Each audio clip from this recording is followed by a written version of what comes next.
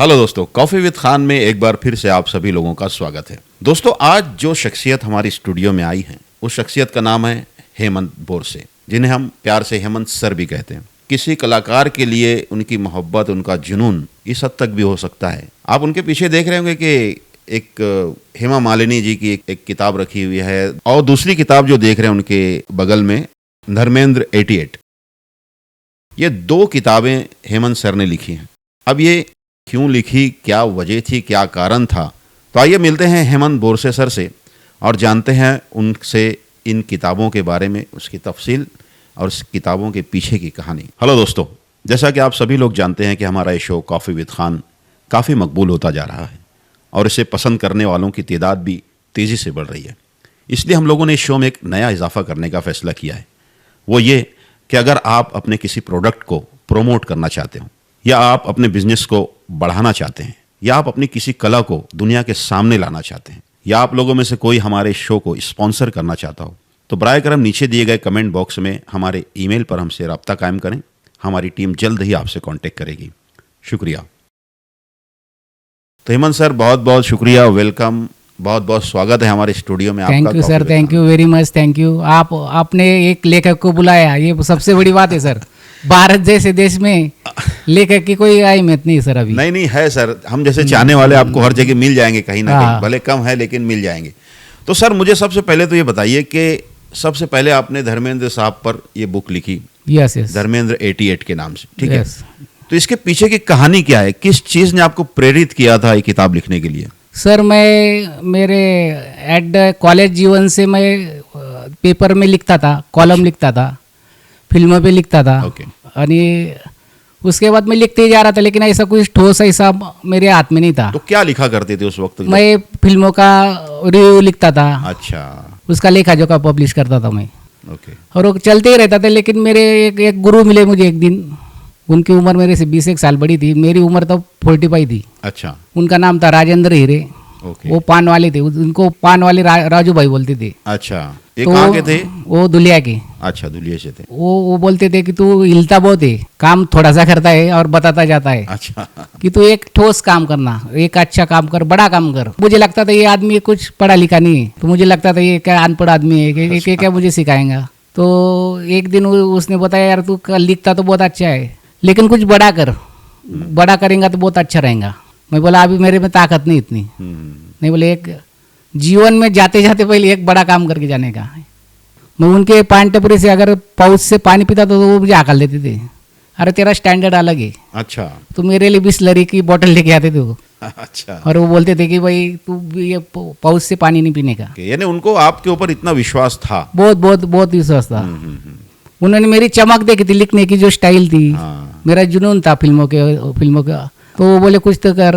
फिर मैं एक दिन बोला क्या करने का भी सर? बोले तू एक कैरेक्टर लिख बड़ा और उसके ऊपर एक बुक्स लिख। अच्छा। तो मैंने पहले क्या किया, पाकीजा मैंने 50 बार देखी। अपना ऐसे 100 फिल्में जो माइलस्टोन फिल्में भारत की, उनको सब मैं एक बुक्स तैयार करूंगा। ओके।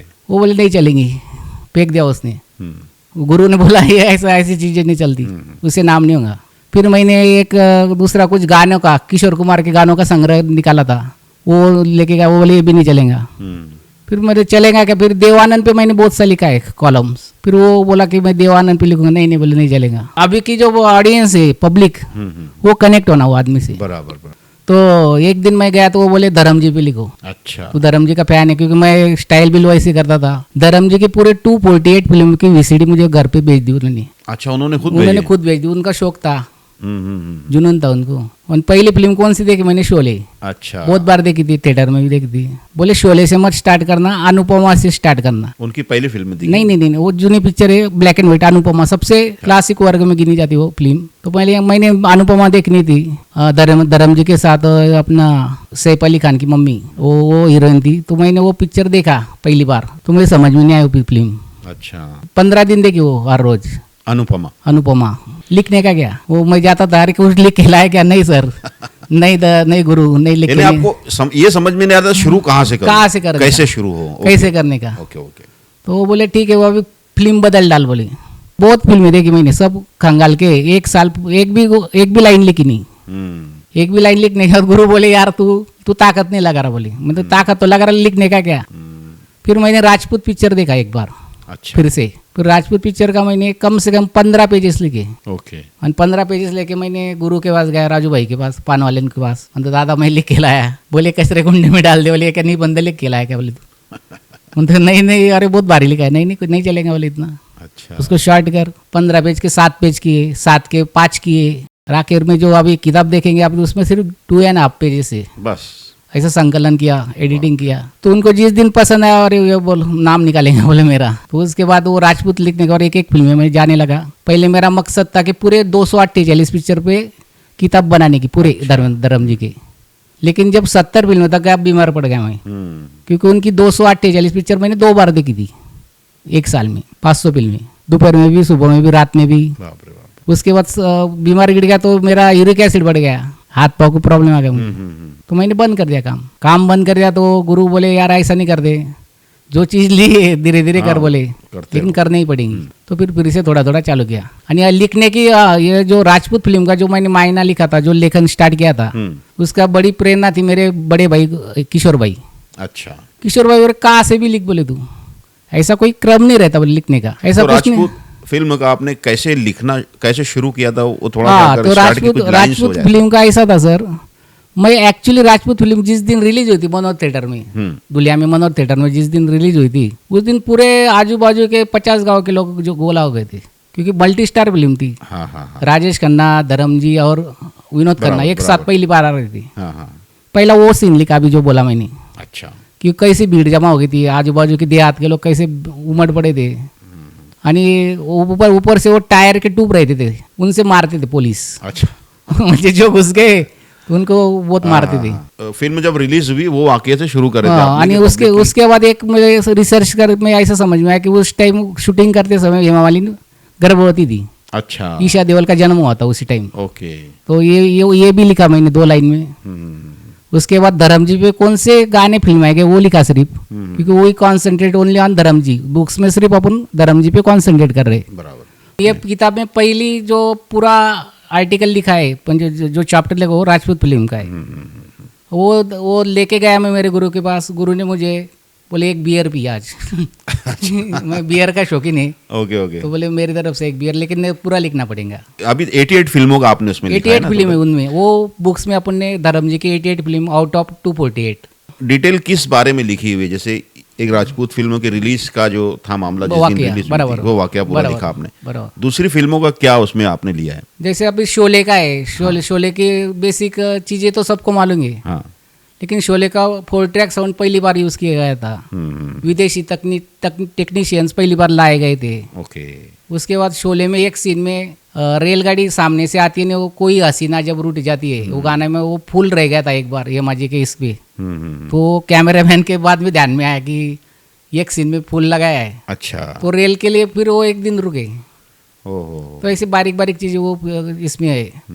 कहाँ से भी पढ़ सकते किताब तुम, रैंडमली पढ़ सकते, ओके ओके ओके। क्योंकि वो फिल्म के में रोल क्या था धर्म जी का, वही उसमें मेंशन है सिर्फ बस। ये कौन से सन में लिखना शुरू कर दिया सर आपने? 2023 को पब्लिश हुई है, और लिखे कितने साल लेकिन में? 5 साल लगे थे उसको। 5 साल लगे। 5 साल हाँ? लगे। ये सब मालूमात जमा करने के लिए, हाँ। जैसे जो भी डिटेल्स 88 फिल्मों की डिटेल्स लिखना, उसकी हाँ। कुछ ऐसी चीजें जो आम लोगों को पता नहीं है, बराबर। तो उसके लिए वो मालूमात हासिल करने के लिए किन चीज़ों का सहारा लिया आपने? जैसे शोले से जुड़ी हुई कुछ बातें, जैसे आपने बताया अभी फूल वगैरह का, ये आपको कैसे क्या पता वो चला? क्या हुआ सर, हम पैदाइशी फिल्मों के शौकीन है। अच्छा। मैंने मेरे 1982 में मैं 10 साल का था। पहली फिल्म मैंने थिएटर में जाके सिलसिला देखी थी। ओके। दूसरी फिल्म नसीब देखी थी। नसीब देखने के बाद मैं घर पे आया, जूने दुलिया में रहने का, मैं ओल्ड दुलिया में। अच्छा। एक दुकान पे गया, नसीब के ऐसे पोस्टर आए थे, तो 5 रुपए के पोस्टर कर ले मैंने। अच्छा। उसमें सब फोटो आए थे नसीब के। तो मेरी माँ ने वो दुकान वाले से बहुत झगड़ा किया 5 रुपए वापस लेने के लिए।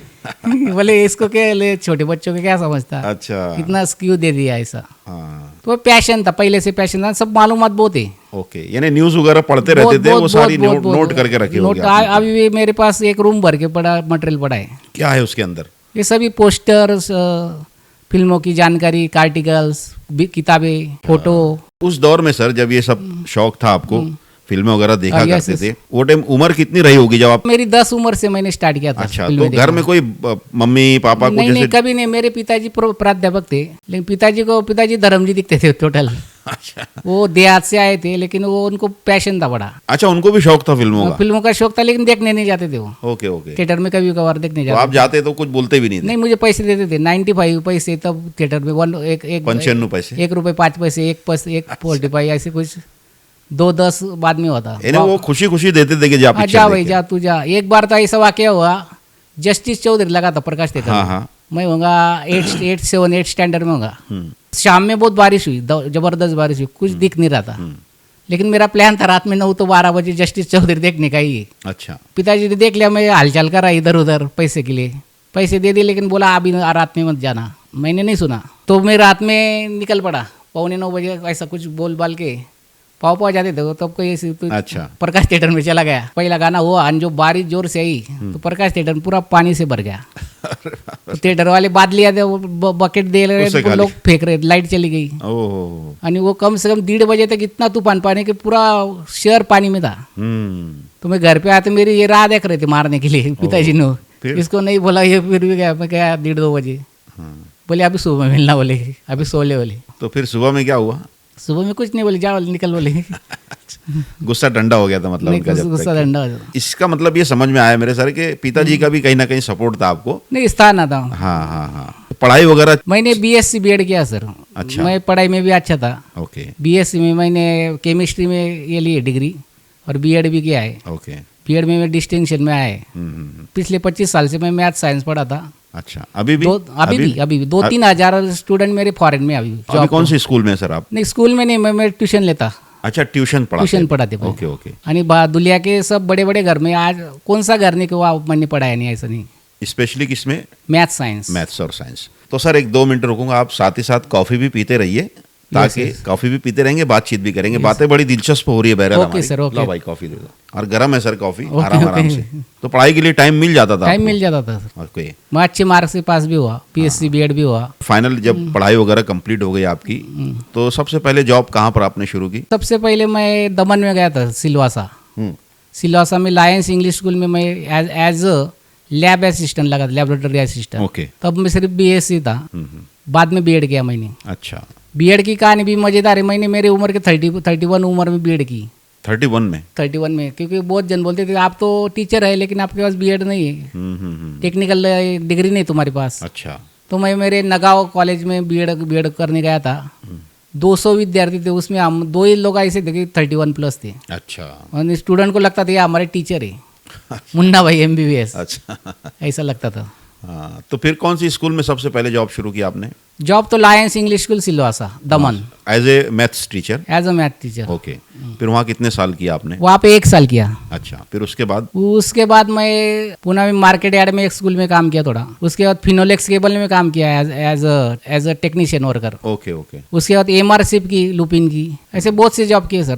बहुत अलग अलग फील्ड की पढ़ाई की थी। तो कंप्यूटर किया था, सॉफ्टवेयर पढ़ा था उस टाइम 95 में। उसके बाद मैंने DMLT का नॉलेज था, तो एक नेवाडकर लैब पे मैंने 2 साल जॉब किया। अच्छा। तो इतना पढ़ लिया था अलग अलग क्षेत्र का, तो उसमें कुछ काम में नहीं आ रहा था। उसके बाद से फिर आपने ट्यूशन का ही मतलब ट्यूशन directly शुरू नहीं, किया? दुनिया में आया मैं जब से 2000 से, तो ओके। 25 साल से ट्यूशन नहीं ले रहा। अब अपन आते हैं असली मुद्दे पर। धर्म जी पे जो बुक लिखी है आपने, धर्मेंद्र 88 के नाम से, तो इसके बारे में धर्म जी से बात हुई आपकी, उनसे मुलाकात भी हुई? किताब लिखने से पहले आप मिले थे उनसे, या किताब पब्लिश होने के बाद मिले थे? किताब तो लिख दी थी सर, 5 साल लग गए थे उसको। ओके। बहुत हार्ड वर्क किया, दो बार बीमार पड़ गया।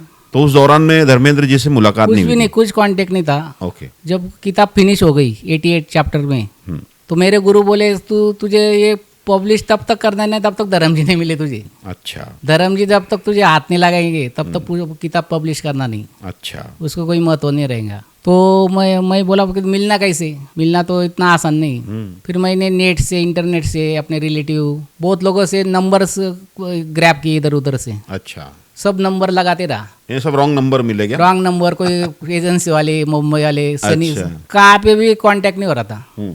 तो एक यार रख दो कि हाँ रख दो ना, कोई टेंशन नहीं। ये हाथ को प्रॉब्लम इसलिए सॉरी। ओके, चलो ठीक है, कोई नहीं। तो मिल ही नहीं रहा था नंबर, तो बहुत ढूंढने के बाद हम एक हमारे तरफ एक MP ये थे अनिल गोटे आमदार, उनसे भी बहुत 4-5 बार मैं गया मिलने उनसे। अच्छा। उन्होंने दिया था भरोसा कि मैं तुमको खुद लेके जाऊंगा। हम्म, लेकिन बाद में मुझे लगा कि मैं थोड़ा रिसर्च करता हूँ, सर्च करता हूँ। हम्म, तो नेट पे मैंने एक बार हेमा जी का नंबर देखा, वो मथुरा से MP है। ओके। बहुत जन बोलते थे तुम किसको भी फोन लगाना, लेकिन हेमा जी को फोन नहीं लगाना, बहुत खतरनाक लेडी हो। अच्छा। मैं बोला नहीं ठीक है। एक दिन क्या हुआ, 1:30 बजे थे रात के, तो नंबर मैंने रात को लगा दिया डायरेक्ट। 1:30 बजे रात? हाँ, बारिश पड़ी थी बहुत और लाइट चली गई। 1:30 बजे मैंने बोला ये नंबर तो डायल तो करते देखते लगा तो लग गया वो नंबर। 2-3 बार रिंग गई। रिंग जाने के बाद मुझे लगा शायद ये हेमा जी का ही नंबर होगा। सुबह 10:30 बजे मुझे फोन आया वो से, उसी नंबर से? उस नंबर से, और बोला आप कौन बोल रहे हैं? अच्छा। वो आवाज़ सुनते मैं बोला हेमा जी का ही आवाज़ है। अच्छा। इतने साल से फिल्म देख रहे। हाँ, हाँ, हाँ। तो मैडम मैं ऑथर हूँ, हेमंत सर नाम है मेरा, हेमंत बोर से, दुलिया से बोल रहा हूँ। बोली दुलिया कहाँ से आया? तो 350 किलोमीटर मालेगांव के आगे। वाह, यस मालेगांव पहचान थी। बोल ठीक है, लेकिन इतने रात में क्यों किया? बोले आपको कोई एटिकेट्स मैनर्स है क्या?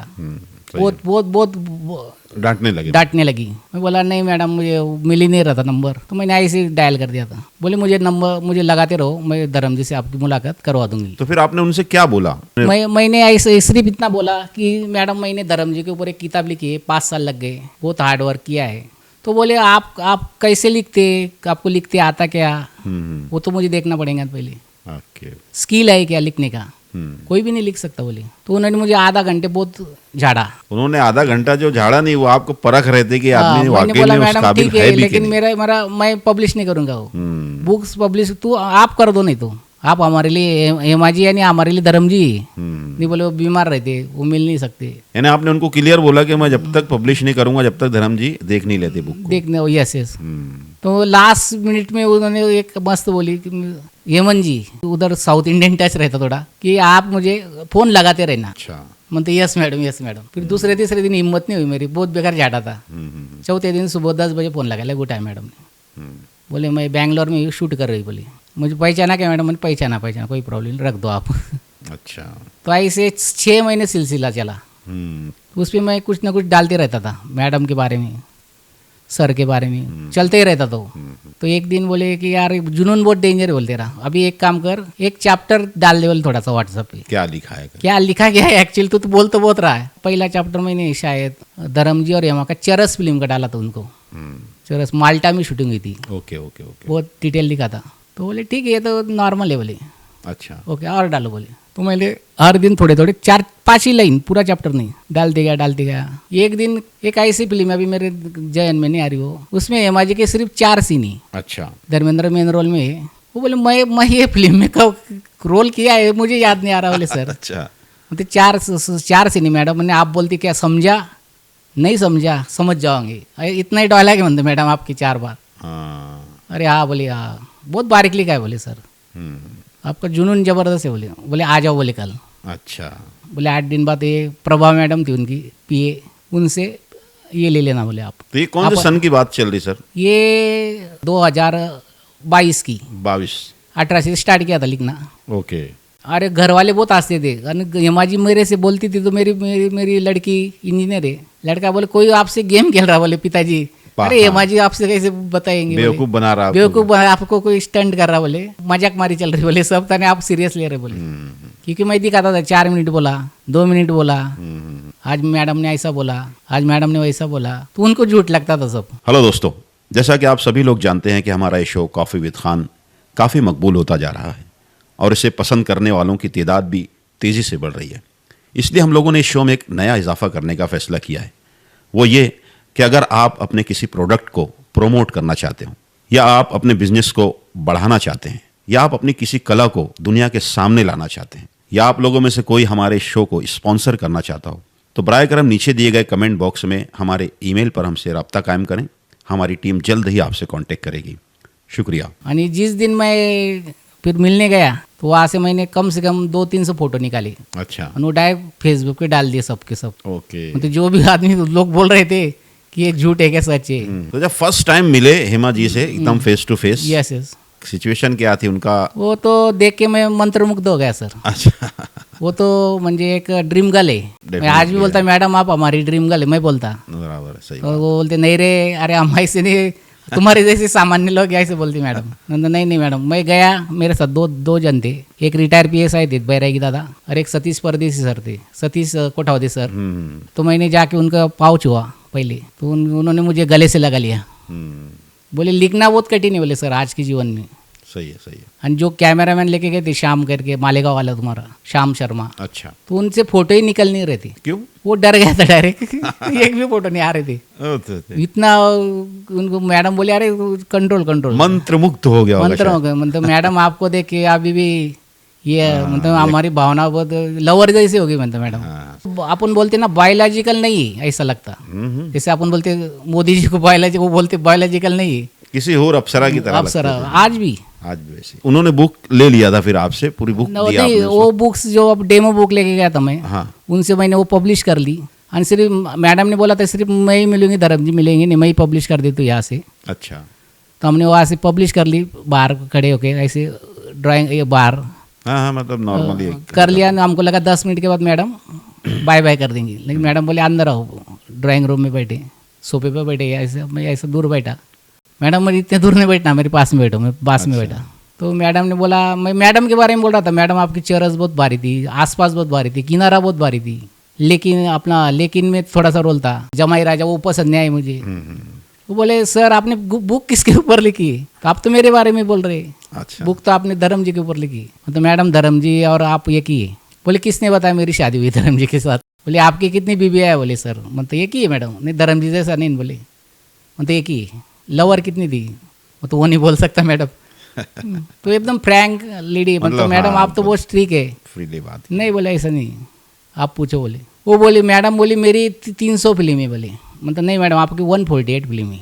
मुझे एक गूगली डाली थी मैडम ने कि इनको मेरे बारे में कितना मालूम पता है, है। हाँ। तो मेरी पहली फिल्म का मतलब बोले हमारी कितनी फिल्में हैं धर्म जी और, मतलब 45 फिल्में हैं मैडम धर्म जी और आपके साथ। अच्छा। अंतिम पिक्चर आतंक थी। यानी काफी डिटेल आपने पहले सब उनकी निकाल के रखी नहीं हुई नहीं थी। निकाला था सब सब सब। तो फिर धर्म जी से कब मुलाकात हुई बुक के साथ में? तो उस टाइम तो जब मुलाकात हो रही थी हेमा जी के साथ, उस टाइम तो ऐसा पिक्चर में नहीं थे धर्म जी, क्योंकि वो बोले थे सिर्फ मैं ही टाइम दूंगी। 1.5 घंटा दिया उन्होंने, 1.5 घंटे में 2 बार कॉफ़ी पिलाई, और एक बार जूस पिलाया, एक बार कई लाडू था वो खिलाया। अच्छा। उसके बाद बाहर आए, बाहर आने के बाद ईशा देओल आई, ईशा देओल ने मुझे पैर छुए।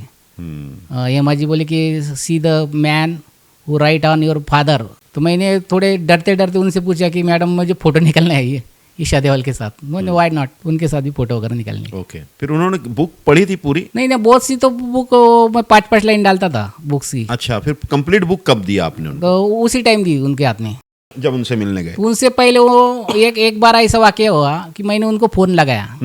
फ़ोन लगाने के बाद क्या हुआ कि उन्होंने रिसीवर रखा क्या नहीं रखा, तो मुझे सुनाई दिया कि उसके बाजू में कोई 1-2 जन बैठे थे हेमा जी के बाजू में। मैन वो talking, I am talking is a very brilliant author.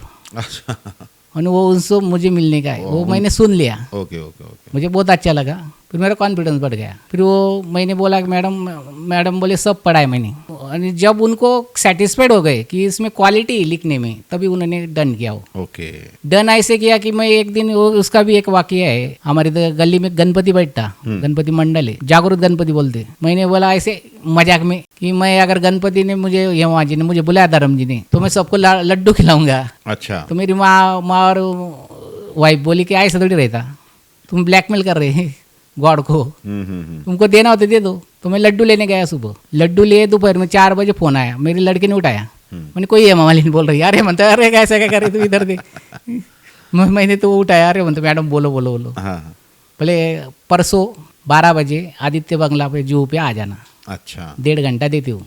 फिर वहीं जाके पब्लिश भी किए उनके साथ में? वही उधर ही पब्लिश। आप फिर धर्म जी के पास कैसे पहुंचे आप ये तो बताइए। हुआ ऐसा कि मैं वहाँ पे बैठा, धर्म जी पिक्चर में नहीं थे, धर्म जी अमेरिका गए थे ऑपरेशन कुछ करने। Okay, okay. तो हम बैठे बैठे तो वो खलास हो गया, 1.5 घंटा दे दिया। बोले मुझे अभी कलकत्ता जाना है मैडम। बोले तो जाओ मैडम, कोई हम निकलते अभी। मैडम बोले कुछ पैसे ले लो, कुछ ये ले लो। तो कुछ नहीं होना मैडम, भगवान की कृपा से सब है अभी। बोले धर्म जी से नहीं मिलोगे क्या? बोले लास्ट में बोली मैडम। अच्छा। आनंद वो तो मैडम हमारा ख्वाब है। मतलब हाँ। प्रभा को बुलाया, उनके पीए को।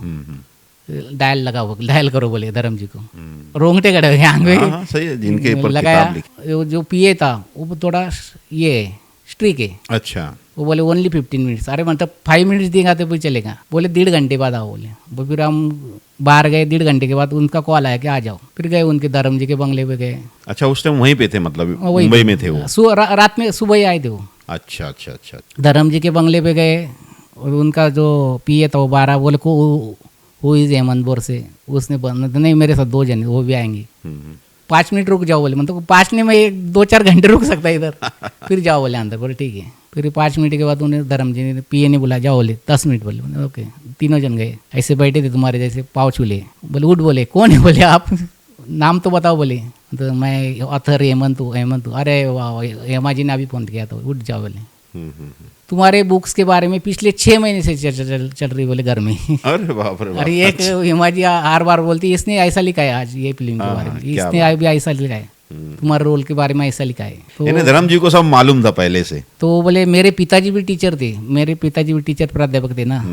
उन्होंने एक वाकया सुनाया मुझे। पहले तो एक वो बुक्स दिखाया, बुक्स का कवर देखते के बाद रोने लगे वो डायरेक्ट। बोले ये तो यादें है बोले, अभी यादों में कोई अभी जी नहीं सकता बोले सर ज़्यादा।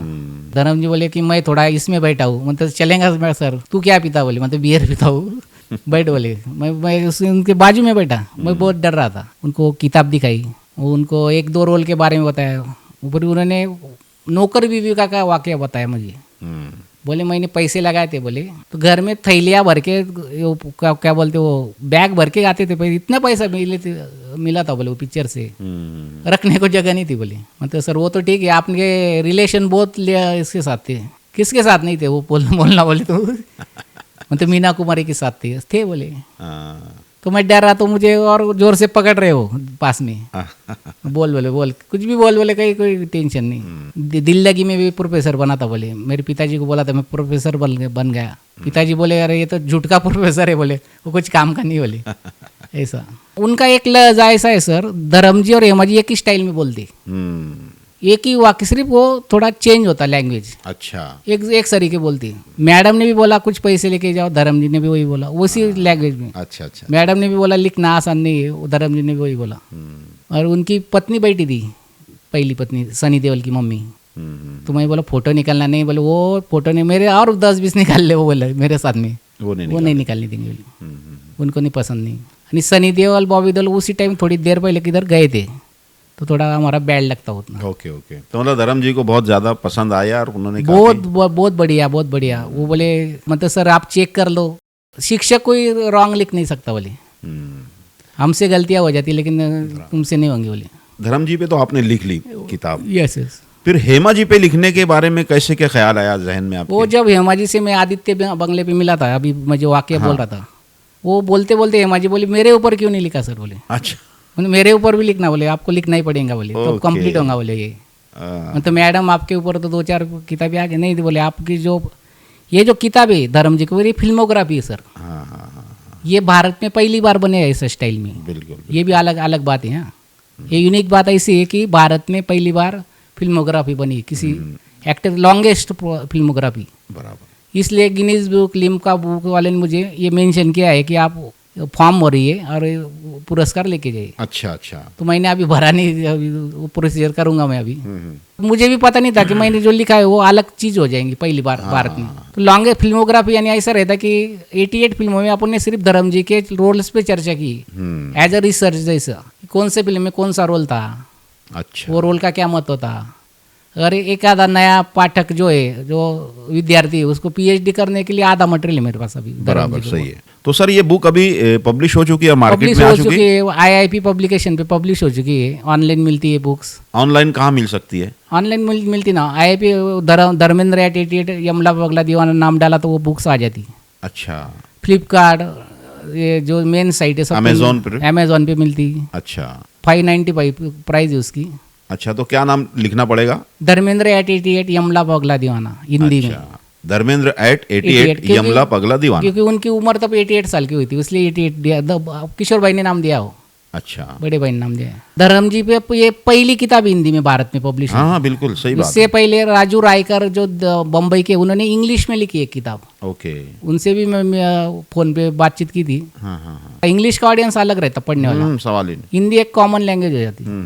तो दोस्तों अगर आप लोग भी ये बुक पढ़ना चाहते हैं तो अमेजोन है, फ्लिपकार्ट है, उस पर आप लिखिए धर्मेंद्र @88 यमला पगला दीवाना के नाम से सर्च कीजिए, बुक आपको ऑनलाइन भी मिल जाएगी। तो फिर ये हेमा जी की बुक जब लिखना शुरू किया आपने सर, Yes, तो yes. इनका टॉपिक क्या चुना आपने कि किस मौजू पे लिखा आपने? वही ट्रैक यूज किया मैंने, फिल्मोग्राफी, जैसे धर्म जी के ऊपर फिल्मोग्राफी अच्छा, की तो इनके भी भारत में पहली बार। ओके। तो हेमा जी की कितनी फिल्में सेलेक्ट की आपने? मैंने हेमा जी की आउट ऑफ 148 75 75 फिल्मों 75 के फिल्म। उनके अलग अलग किरदार पे लिखा है आपने? किरदार पे लिखा, वो सेम सेम जैसे धर्म जी के ऊपर एक एक कैरेक्टर लिया है, वैसे ही ये किया है। 5 साल धर्म जी के ऊपर लगे बुक्स लिखने को, मैडम के ऊपर सिर्फ 1 साल लगा, अच्छा। क्योंकि ट्रैक रेडी था। हाँ बिल्कुल बिल्कुल। ट्रैक रेडी था इसलिए आसान पड़ा। और मैडम भी कांटेक्ट में थी, तो मैडम ने, मैं पूछता था कि मैडम ये फिल्म पे लिख रहा, जैसे अभी उनकी कोई एक फिल्म है तो अभी याद नहीं आ रहा मुझे, तो वो फिल्म की प्रिंट नहीं अभी अवेलेबल, प्रिंट नहीं। गिरीश कर्नाड के साथ फिल्म है उनकी, हेमा जी की। हेमा जी को, तो मैंने बहुत खोजा तो मिला नहीं। ओके। तो उसमें एक वाकया भी ऐसा था कि गिरीश कर्नाड के साथ हेमा मालिनी का शादी होने वाली थी। अच्छा, रियल में? रियल में हेमा जी की जो माँ थी उसने शादी तय कर दी थी दोनों की, तो उनको पास में लाने के लिए वो फिल्म तैयार की थी। वही प्रोड्यूसर थी हेमा जी की माँ।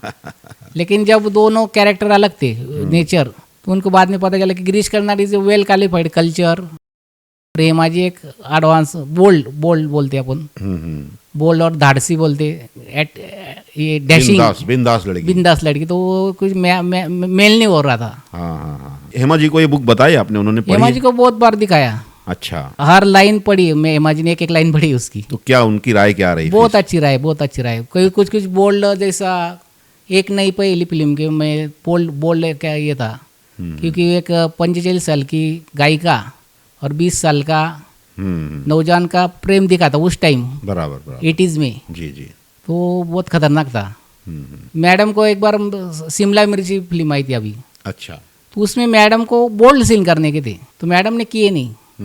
तो मैंने उनको फ़ोन लगा के पूछा था एक बार, तो मैडम तो पहले तो आपने 2-4 फिल्म में बोल्ड सीन किए, उसमें क्यों नहीं किए? तो नहीं बोले आप ही नहीं कर सकती। तो कुल मिला के मैडम को, मतलब हेमा जी को ये बुक पसंद आई थी? Satisfied madam. तो ये भी अभी मार्केट में आ चुकी है बुक? नहीं, अभी आने वाली है। अच्छा, ये कब तक आ रही, रिलीज होगी? 1-2 महीने के इस भीतर में आ जाएंगी। अच्छा, तो इसकी पब्लिश हेमा जी के हाथों हो चुका है? नहीं, अभी करने वाला है मैं। ओके, तो कब का प्लान है? अभी ये अगले नेक्स्ट मंथ में। ये ब्लू रोज कंपनी है दिल्ली की, हाँ, वो पब्लिश कर रही है बड़े पैमाने पर। तो सर जैसे जाहिर है कि दोनों बुक्स आपने लिखी, यस और प्रिंट करवाया, फिर उसको पब्लिश होगा, yes, मतलब मार्केट में आएगी या एक आ चुकी है, एक आने वाली है। यस। तो उसमें खर्च तो काफी आया होगा ना सर? कम से कम 3-4 लाख रुपए आया सर आज तक। घर वाले आज भी बोलते कि इसका रिटर्न कब आएगा। अभी भी इधर आ रहा था इंटरव्यू के लिए, तो धर्म जी के बुक्स कितने गए, पब्लिशर ने कुछ पैसे दे के मतलब नहीं दिए अभी तक। एक बार मैडम ने पिछले साल 16 October is the birthday of Hema ji, तो उन्होंने सुबह 6 बजे मुझे बोला था कि कुछ पैसे होना तो ले लो, तो मैंने नहीं लिए। और जिस दिन पहली बार मिला था हेमा जी से धर्म जी के बुक्स के वास्ते, उस टाइम भी दोनों ने पूछा था, लेकिन मुझे ऐसा लगा कि फर्स्ट इंप्रेशन में अगर पैसे ले लेंगे तो अपना जुनून कुछ काम करनी, फिर वो दे देंगे। बड़े दिल वाले लोग हैं, देखो उनकी नहीं। पिछले साल भी उन्होंने सुबह 6 बजे फोन किया था खुद होके कि आपको क्या चाहिए सर, लेकिन मैं बोला कि क्या लेना क्या इनसे। बड़े लोग रहते, ये तो जाहिर है उनका फर्ज है, भी पूछेंगे वो। लेकिन उसमें बहुत खर्चा बहुत होता, बुक्स लिखना इतना आसान नहीं, ये मुझे बाद में समझा। बिल्कुल हकीकत बात। और एक भी झूठ गलत नहीं लगता, चलता है उसमें बुक्स में। बिल्कुल। मैं तो बोलता कि हर एक ने बुक्स पढ़नी चाहिए, जैसे OTT प्लेटफॉर्म, फिल्में है, अपना यूट्यूब है, वो तो देखना ही चाहिए, साथ में एक बुक्स भी पढ़नी चाहिए। तो बहरहाल सर बहुत अच्छा लगा आपकी ये जर्नी के बारे में सुनकर, जानकर सर, कि एक जुनून जो होता है किसी कलाकार से मोहब्बत का, यहाँ तक इंसान को लाता है कि उसकी लाइफ पर बुक लिख रहे हैं, और वो लोग अप्रिशिएट कर रहे हैं। सबसे बड़ी बात ये कि उन्होंने अप्रिशिएट किया, दोनों ने। आज हेमा जी है तो आज भी हमारी ड्रीम गर्ल है, हमारी तो मतलब बचपन से हमारा क्रश रही है वो। और धर्म जी तो हमारे चुम्मा मतलब पर्सनैलिटी अलग है उनको, अभी दिल वाला आदमी। अरे अभी देखो धर्म जी को ना, तो अभी ज्यादा खूबसूरत और बड़े ही चार्मिंग लगते हैं अभी भी वो, बहुत। तो मैं तो उनका बहुत दिल से मतलब उनका फैन हूँ, और मैं और दुआ ये- करूंगा धर्म जी के लिए कि उनकी ऊपर वाला उनकी उम्र को और दराज करे। एक चीज बोलता मैं लास्ट में, जी धर्म जी को देख के ऐसा कुछ ऐसा लगता नहीं कि ये बहुत बड़े इतने बड़े एक्टर स्टार है। तो बहरहाल मैं दुआ करूंगा सर कि आपकी ये बुक जो है दूसरी जो मैडम हेमा जी पर लिखी है आपने वो भी सक्सेस हो, ज़्यादा से ज़्यादा लोग उसको पढ़ें, उसको ख़रीदें। तो दोस्तों मैं चाहूँगा कि आप लोग भी ये दोनों बुक्स ज़रूर देखना और ज़रूर पढ़िए। धर्म जी की फिल्मों में जितने उन्होंने 88 फिल्म में जो अलग अलग तरह के किरदार अदा किए हैं उस पर हेमंत सर ने वो पूरी डिटेल्स में लिखा है और कुछ ऐसी चीज़ें आपको मालूम पड़ेगी जो आपने कभी सुनी नहीं होगी।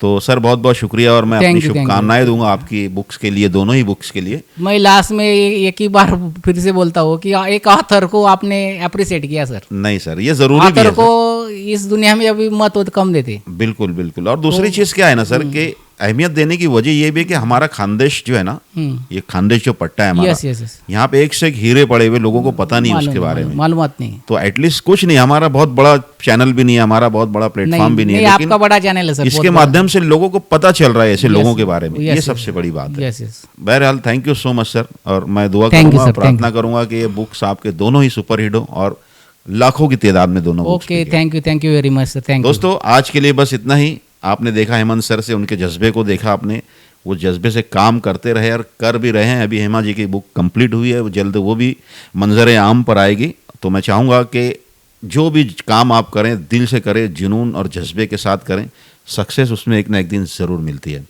तो आज के लिए बस इतना ही। अगली वीडियो तक के लिए अपने भाई अकरम खान को इजाज़त दीजिए। गुड बाय, अल्लाह हाफिज़, फिर मिलेंगे वापस।